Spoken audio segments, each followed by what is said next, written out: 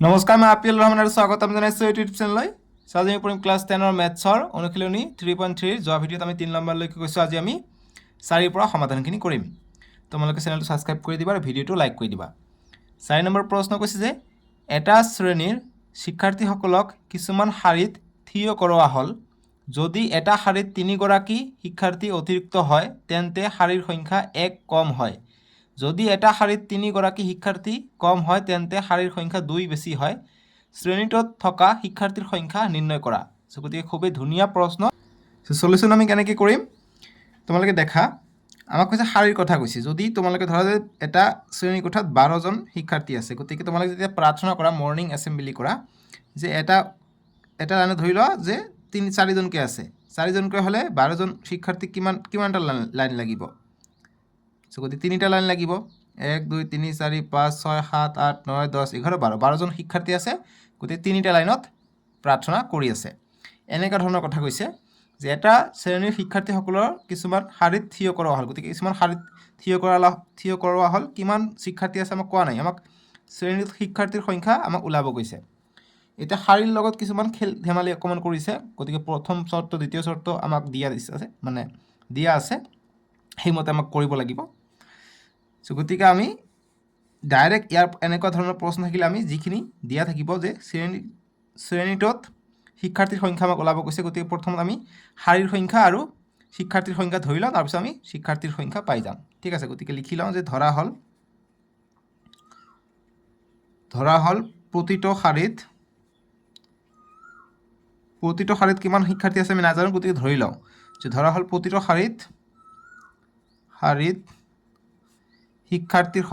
সংখ্যা বা থকা শিক্ষাৰ্থী, প্ৰতিটো শাৰীত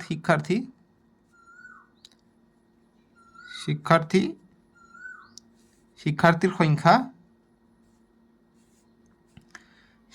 সংখ্যা আমি কিমান ধৰোঁ? যিকোনো এটা ধৰিব পাৰি, x y যি ধৰা।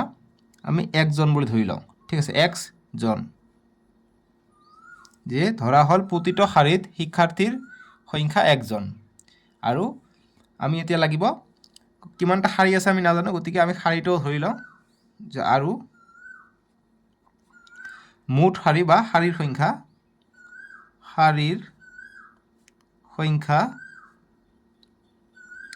আমি শাৰীৰ সংখ্যা yটা বুলি ধৰি লওঁ। ঠিক আছে, এতিয়া আমাক প্ৰশ্নমতে কি কৈছে যে যদি এটা শাৰীত 3গৰাকী শিক্ষাৰ্থী অতিৰিক্ত হয়, গতিকে 3গৰাকী যদি অতিৰিক্ত হয়, গতিকে মুঠ শিক্ষাৰ্থী কিমান হ'ব? অতএব মুঠ শিক্ষাৰ্থী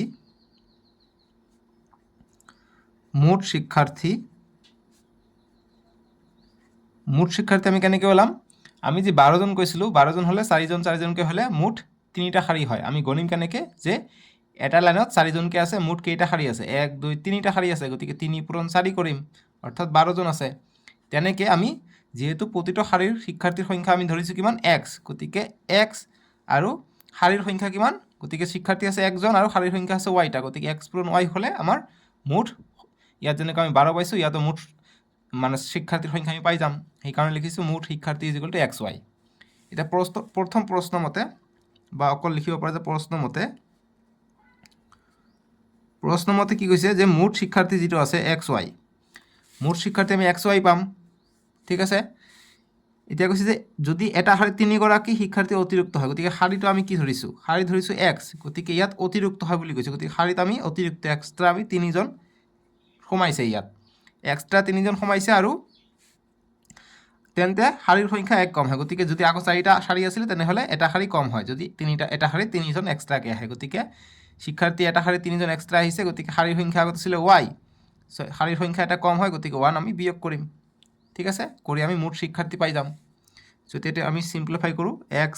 এইটোৰ লগত পূৰণ হ'ব। গতিকে x × y - 1 প্লাছ 3 × y - 1। গতিকে এইটো ইয়াৰ লগত পূৰণ হ'ব, = xy। নেক্সট লাইন কি হ'ব?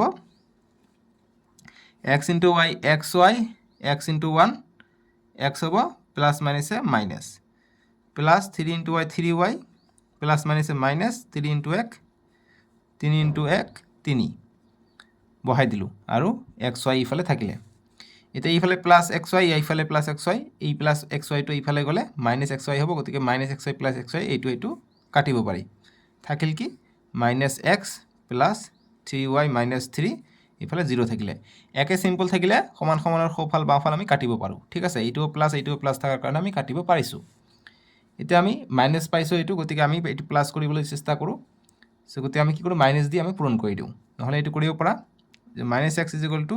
এইটো ইফালে গ'লে মাইনাছ 3y মাইনাছ 3টো ইফালে গ'লে প্লাছ 3 হ'ব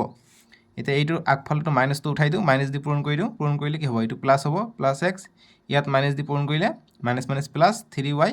ইয়াক মাইনাছ দি পূৰণ কৰিলে মাইনাছ প্লাছে মাইনাছ 3 হ'ব সো এইটো আমাৰ 1 নম্বৰ সমীকৰণ হৈ গ'ল ঠিক আছে এতিয়া আকৌ প্ৰশ্নমতে আমাক কি কৈছে আকৌ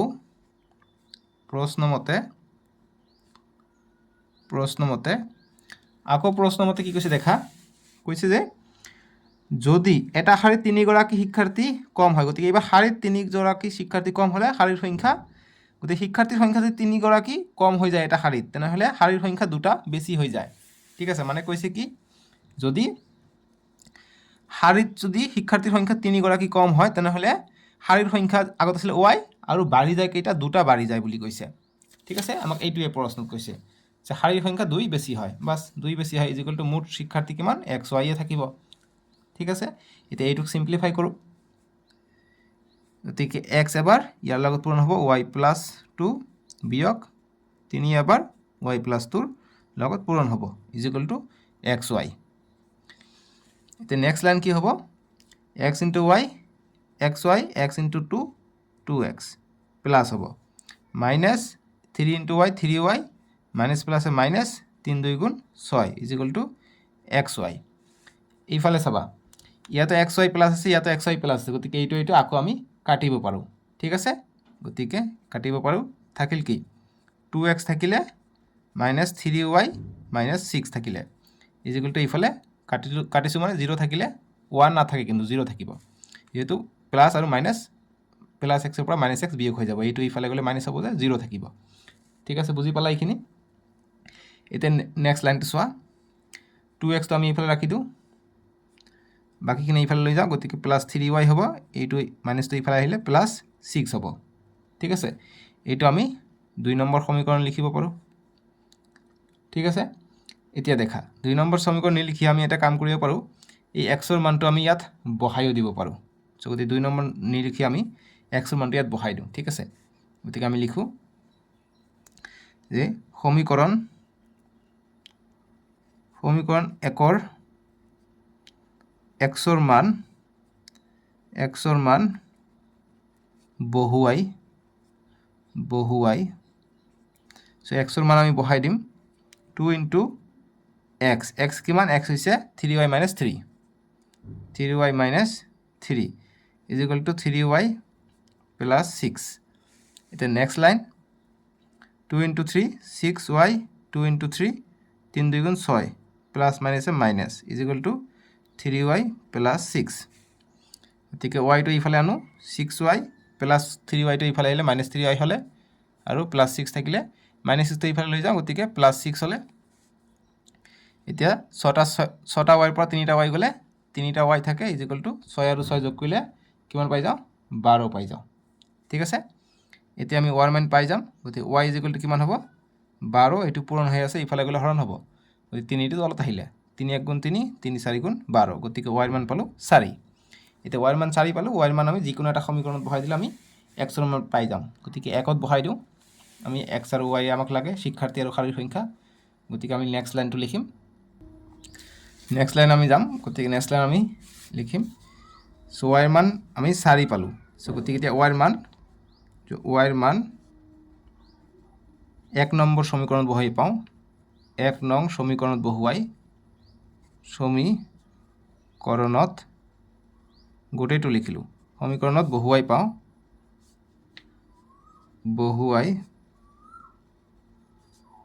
পাওঁ কি পাওঁ দেখা কি পাওঁ একো নাপাওঁ নেকি পাওঁ দেই সো 1 নম্বৰ সমীকৰণ কি আছে দেখা x is equal to 3y minus 3 so এইটো ইয়াত বহাই দিম x is equal to 3y y মান হৈছে 4 মাইনাছ 3y মাইনাছ 3 আছিলে y মান আমি 4 বহাই দিছোঁ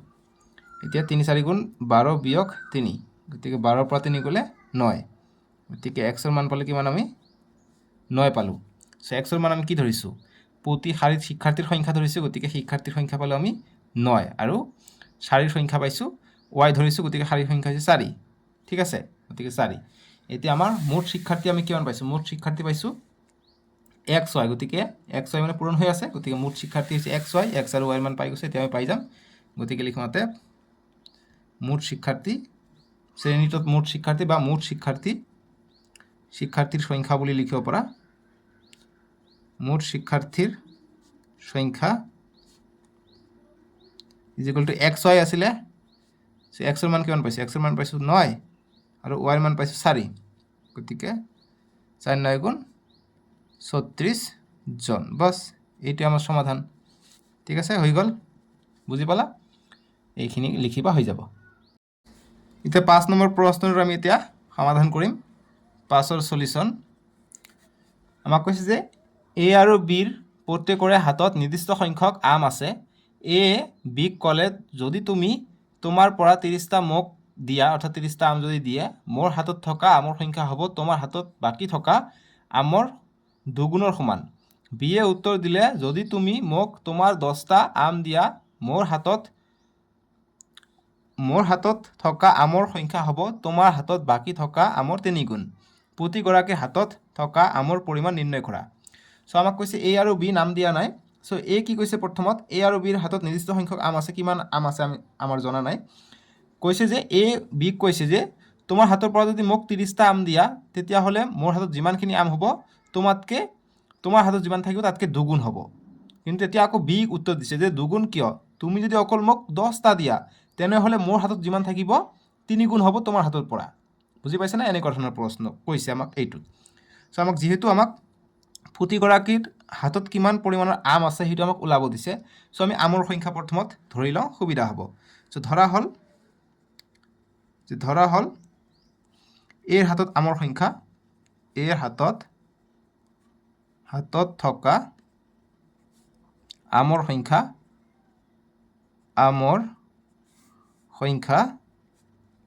ইজিকুৱেল টু আমি এক্স বুলি ধৰি লওঁ, ইজিকুৱেল টু এক্সটা বা এক্স আৰু বিৰ হাতত থকা আমৰ সংখ্যা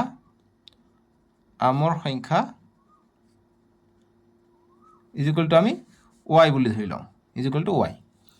এৰ হাতত থকা আমৰ সংখ্যা এক্স আৰু বিৰ হাতত থকা আমৰ সংখ্যা ৱাই। ঠিক আছে, এতিয়া প্ৰশ্নমতে কি কৈছে আমি এইখিনি এতিয়া উঠাই লওঁ। প্ৰশ্নমতে আমাক কি কৈছে, প্ৰথমে এ কৈছে যদি তুমি মোক 30টা আম দিয়া। চ' এ কিমান আছিল, এক্স। এ কৈছে যদি মোক 30টা আম দিয়া, অৰ্থাৎ ইয়াৰ হাতত যিমান আম আছিলে 30টা দিলে 30টা বাঢ়ি যাব, গতিকে +30 হৈ যাব। 30টা আম যদি বিয়ে দিছে তেনেহ'লে বিৰ কি ধৰিছোঁ, ৱাই ধৰিছোঁ, গতিকে ইয়াৰ পৰা 30টা কমি যাব হাতৰ আম পৰা। এনেকুৱা যদি হয় তেনেহ'লে এৰ হাতৰ সংখ্যা বাকী থকা আমৰ কি হ'ব, দুগুণ হ'ব। গতিকে ইয়াৰ আমটো দুগুণ হৈ যাব, গতিকে ইয়াত আমাৰ 2 লগাব লাগিব, দুগুণ হৈ যাব ইয়াতকৈ। ঠিক আছে, গতিকে এতিয়া এইটো সলিউশ্যন কৰিলে আমাৰ প্ৰথম চৰ্ত হৈ গ'ল। এতিয়া x plus 30 equal to 2 × y, 2y বিয়োগ প্লাছ মাইনাছ মাইনাছ 2 × 30 60। এতিয়া আমি এক্সটো এইফালে আনো, এক্স এইটো প্লাছ 2y এইফালে আহিলে মাইনাছ 2y, এইফালে আছে মাইনাছ 60, প্লাছ 30টো এইফালে গ'লে প্লাছটো মাইনাছ হৈ যাব, এইটো হৈ গ'ল minus 30। So' x minus 2y is equal to 60ৰ পৰা 30, গতিকে দুয়োটাই মাইনাছ আছে, গতিকে যোগ হ'ব 60 আৰু 30 90, গতিকে মাইনাছ এটা আহিব প্ৰতিটোৱে। চ' এইটো আমি 1 নম্বৰ সমীকৰণ দিব পাৰোঁ। এতিয়া দ্বিতীয় চৰ্ত মতে কি কৈছে যে আকৌ প্ৰশ্নমতে কি কৈছে দেখা, এবাৰ বিয়ে কৈছে, বি উত্তৰ দিছে যে তুমি মোক 10টা আম দিয়া। বিয়ে উত্তৰ দিছে যে বি হৈছে ৱাই, কৈছে তুমি মোক 10টা আম দিয়া, অৰ্থাৎ 10টা আম যদি দিছে তেনেহ'লে এই এৰ পৰা অৰ্থাৎ এক্সৰ পৰা 10টা আম কমি যাব, গতিকে -10 কৰিব লাগিব। যদি 10টা আম দিলে কি হয়, মোৰ হাতত থকা আমৰ সংখ্যা হ'ব, গতিকে 10টা আম দিলে কি হ'ব, মোৰ হাতত থকা আমৰ সংখ্যা তোমাৰ হাতত বাকী থকা আমৰ 3 গুণ হ'ব, গতিকে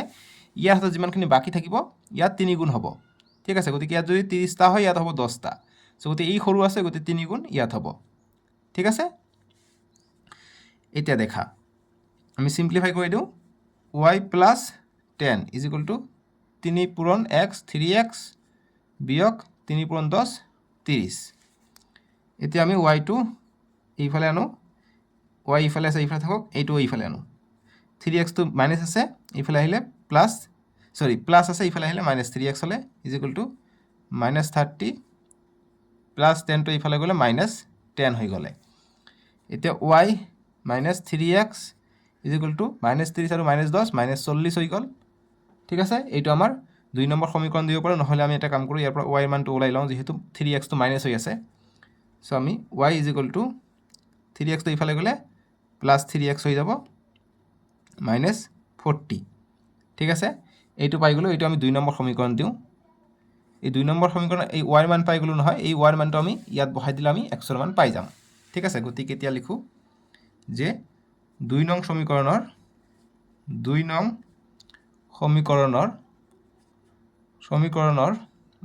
সমীকৰণ বুজায় এনেকৈ ডট দিয়ে মানে সমীকৰণৰ y ৰ মান 1 নঙত বহুৱাই 1 নঙত বহুৱাই 1 নঙত বহালে কি হ'ব 1 নম্বৰ সমীকৰণ কি আছে x - 2y আছে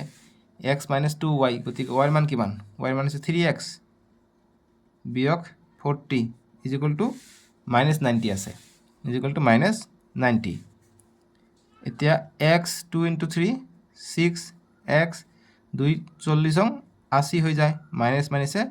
প্লাস ইজ ইকুৱেল টু -90 এতিয়া দেখা 6টা x ৰ পৰা এটা x গলে 5টা x থাকে ডাঙৰটোৰ সন্মুখত মাইনাস গতি minus is equal two -90 plus 82 ইফালে গলে -80 হৈ যাব সো এতিয়া দেখা -5x ইজ ইকুৱেল টু -90 আৰু -80 দুটা যোগ হ'ব 90 আৰু 80 হৈ যায় 170 দুটা ঋণাত্মক গতিকে ঋণাত্মক হ'ব দুটা আগফালে মাইনাস আছে গতিকে মাইনাস মাইনাস কাটিব পাৰি গতিকে আমি 5x ইজ ইকুৱেল টু 170 পালো গতিকে ইয়াৰ পৰা x ৰ মান কিমান পাই যাম 170 5 টো পূৰণ হৈ আছে ইফালে গলে হৰণ হ'ব সো কাটিব পাৰো 5 * 1 = 5 5 * 3 = 15 ইয়াত 17 আছে 15 গলে 2 থাকে 2 যায় ইয়াত হয় 20 মানে 20 হয় 5 * 4 = 20 গতিকে 34 পাই যাওঁ গতিকে x ৰ মান পাই যাওঁ 34 এতিয়া আমি x ৰ মানটো 2 নম্বৰত বহাই দিলে আমি y ৰ মান পাই যাম এতিয়া x ৰ মান এতিয়া x ৰ মান 2ত বহুৱাই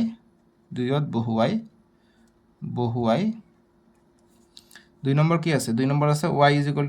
3 * x x পালো 34 বিয়োগ 40 y = 3x - 40 গতিকে x ৰ ঠাইত আমি 34 পাইছে 34 বহাই দিছো এতিয়া কৰিলে কি হয় 3 * 4 = 12 12 2 হাত থাকে 1 3 3 * 9 9 আৰু হাতে থাকে 10 102 বিয়োগ 40 কিমান পাও 102 ৰ পৰা 40 গলে 62 পাই যাও গতিকে y ৰ মান পালো 62 তাৰ মানে b ৰ হাতত থকা আমৰ সংখ্যা হৈছে 62 আৰু a ৰ হাতত থকা আমৰ সংখ্যা আমি x ধৰিছো গতিকে 34 টা আছে সো গতিকে লিখিমতে প্ৰশ্নত যেনেকৈ কৈছে যে আমৰ সংখ্যা প্ৰতি গৰাকীত গতিকে লিখিমতে b ৰ আগত a লিখো যে a ৰ হাতত থকা আমৰ সংখ্যা ইজ ইকুৱেল টু আমি x ধৰিছো গতিকে x ৰ মান পাইছো 34 x ৰ মান 34 a ৰ হাতত থকা আমৰ সংখ্যা আমি x ধৰিছো আৰু b ৰ হাতত থকা আমৰ সংখ্যা আমি y ধৰিছো y পাইছে কিমান 62 গতিকে b ৰ হাতত থাকিব 62 টা ঠিক আছে লিখিছো অতএব a ৰ হাতত থকা আমৰ সংখ্যা 34 টা বুলি দিব পাৰা আৰু b ৰ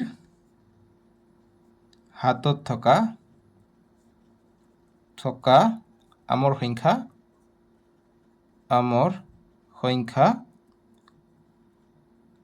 ইজ ইকুৱেল টু কিমান y ধৰিছো y কিমান 62 পাইছো গতিকে 62 টা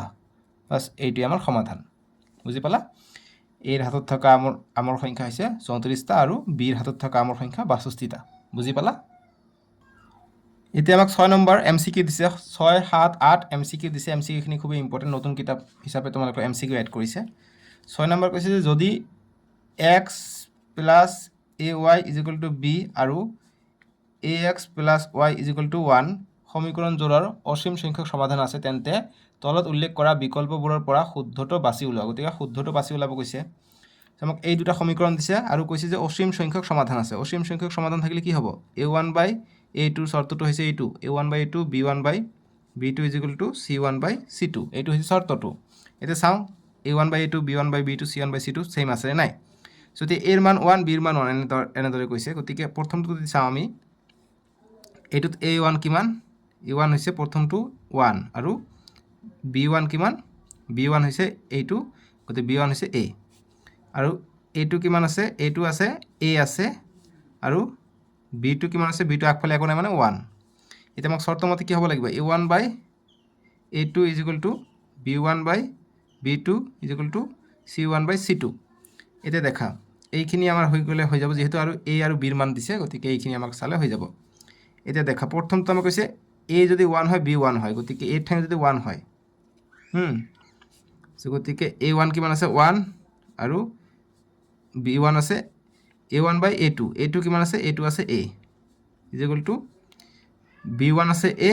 আৰু b2 আছে 1 সো এতিয়া এর মান যদি আমি যাতে এইটো সমান হয় ঠিক আছে গতিকে এর মান যদি আমি 1 ধৰো সো আমি যদি এৰ মান 1 ধৰো এৰ মান যদি 1 ধৰো কি হ'ব 1/1 ইয়াতো যদি আমি এৰ মান 1 ধৰো 1/1 হ'ব গতিকে 1/1 1/1 সেম আছে গতিকে a1/a2 b1/b2 সেম আছে ঠিক আছে তাৰপিছত গতিকে এইটো শুদ্ধ হ'ব এতিয়া 2 নম্বৰটো -1 আৰু b ৰ মান হৈছে -1 ইয়াত দেখা আমি b1 আমি কি পাইছো b1 আমাৰ আছিলে a এই ঠাইত আমাৰ b ৰ মান কিমান দিছিলে b ৰ মান দিছে আমাক 1 সো গতিকে 1 বহাই দিছো b1/b2 ইয়াৰ আমি এর মান 1 বহাই দিছো ঠিক আছে b1 কত গল b1/b2 ঠিক আছে a1/a2 এইটো হৈছে a1 1 আৰু a2 হৈছে a ঠিক আছে b1/b2 b2 হৈছে 1 b1 হৈছে a এর মান কিমান কৈছে 1 সো 1 1 বহাই দিলে আমি 1 এ পাওঁ ঠিক আছে एक्चुअली ইয়াত b আহিব লাগিছিলে যে b ৰ মান যদি আমি 1 ধৰো সো b ৰ মান যদি আমি 1 ধৰো সো গতিকে c1/c2 গতিকে ইয়াত আছে 1 c2 কিমান c2 হৈছে 1 আৰু b ৰ মান যদি আমি 1 ধৰো গতিকে b হ'ব ইয়াত c1 হৈছে b গতিকে b ৰ মান যদি 1 হয় ঠিকই আছে এইটো মিলি যাব এইটো 1/1 এ হ'ব ঠিক আছে গতিকে এইটো মিলি যাব সো একে ধৰণৰ যদি থাকে মিলি যায় সেম 2 নম্বৰ -1 আছে গতিকে এইটো একে ধৰণৰ আছে এইটো মিলি যাব 1 আৰু 2 মিলিব এইটো +1 আছে ইয়াত -1 আছে নিমিলিব ইয়াত -1 ইয়াত +1 আছে এইটো নিমিলিব একে ধৰণৰ যদি সেম থাকে সাইন থাকে তেতিয়া হলেহে মিলিব সো 1 আৰু 2 টো মিলিব সো 2 কেনেকৈ মিলে দেখাই দিওঁ এতিয়া 2 টো দেখা সো আমাক a1/a2 = b1/b2 = c1/c2 হ'ব লাগিব সো a1 কিমান আছে a1 হৈছে ইয়াৰ আগফালে একো নাই মানে 1 আছে সো 1 a2 কিমান a2 হৈছে ইয়াত a2 হৈছে a এর মান কিমান ধৰিব গৈছে -1 গতিকে -1 দিম b1 হৈছে a কিমান ধৰিব গৈছে -1 আৰু b1 ঠিক আছে আৰু b2 কিমান ধৰিব গৈছে b2 আছে 1 গতিকে 1 ঠিক আছে c1 কিমান c1 হৈছে b ৰ মান কিমান -1 ধৰিব গৈছে আৰু c2 কিমান c2 হৈছে 1 ধৰিব গৈছে দেখা সেম আছে কিয়নো দেখা 1/1 গতিকে -1 এ পাম 1/1 এ আছে গতিকে ইয়াতো মাইনাস আছে গতিকে ইয়াতো -1 পাম 1/1 এ আছে গতিকে -1 পাম মাইনাসৰ তলে ওপৰত থাকক একো কথা নাই দুটা থাকিলেহে মাইনাস প্লাস হলে হয় হৰ বা লবত অকল এটা থাকিলে এইটো মাইনাসে ওলাব সেই কাৰণে এইটো আমাৰ সমান হৈ গল ঠিক আছে সো আমাৰ आंसर হ'ব 1 আৰু 2 ইয়াত আছে গতিকে অপচন সি হ'ব উত্তৰ যে 1 আৰু 2 দুয়োটা সত্য ঠিক আছে বুজি পালা ইমানখিনি 6 নম্বৰটো এতিয়া আমি নেক্সট 7 নম্বৰটো কৰিম 7 নম্বৰ আমাক দিছে যে কেৰ কি মানৰ বাবে তলৰ ৰৈখিক সমীকৰণ জোৰটো অসীম সংখ্যক সমাধান থাকিব গতিকে কেৰ কোনটো মানৰ কাৰণে অসীম সংখ্যক সমাধান থাকিব আমি চাওঁ আমাক সমীকৰণ দিছে kx + 3y - k - 3 = 0 আনটো দিছে 12x + ky - k সো আমি a1 a2 যদি ধৰিব যাওঁ a1 কিমান আছে ইয়াত a1 আছে k তাৰপিছত b1 কিমান আছে b1 আছে 3 আৰু c1 কিমান আছে c1 হৈছে k - 3 আৰু আগফালে মাইনাস আছে গতিকে মাইনাস হ'ব এতিয়া a2 কিমান আছে a2 হৈছে 12 b2 আছে k আৰু c2 হৈছে -k এতিয়া এইটো দিছে এতিয়া যিকোনো এটা মান বহাই দিওঁ যে সেম আহে নাই সো আমাক যদি অসীম সংখ্যক সমাধান থাকিবলৈ হলে কি হ'ব লাগিব a1/a2 b1/b2 c1/c2 সব সমান হ'ব লাগিব এতিয়া k এর মান আমাক প্ৰথমত অপচন দিছে -6 গতিকে k এর মান আমি -6 বহাই লওঁ a1 কিমান a1 আছে k a2 আছে 12 b1 আছে 3 b2 আছে k c1 আছে